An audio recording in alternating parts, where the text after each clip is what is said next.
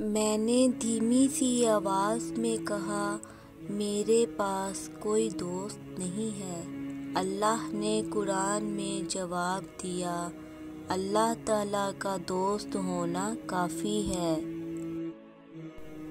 اپنے ارادوں میں مخلص رہو، تم اللہ کی مدد ہمیشہ ساتھ پاؤ گے۔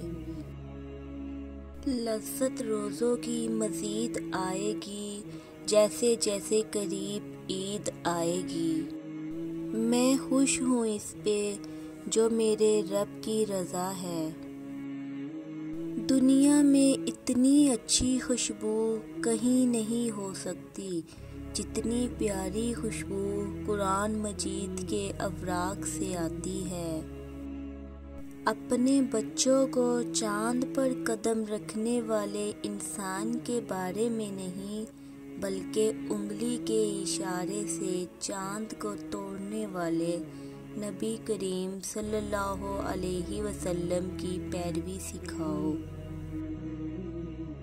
لوگوں کے ساتھ نیکی کرتے رہو، اس انتظار میں نہیں کہ وہ تمہاری نیکی لٹائیں گے بلکہ اس عقیدے کے ساتھ کہ اللہ نیکی کرنے والوں کو پسند کرتا ہے۔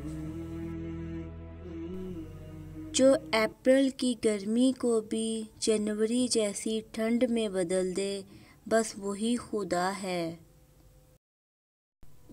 کتنی دلچسپ بات ہے نا، سمندروں کا مالک بس ایک آنسو سے محبت کرتا ہے۔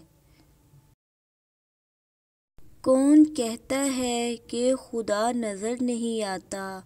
وہی تو نظر آتا ہے جب کوئی نظر نہیں آتا۔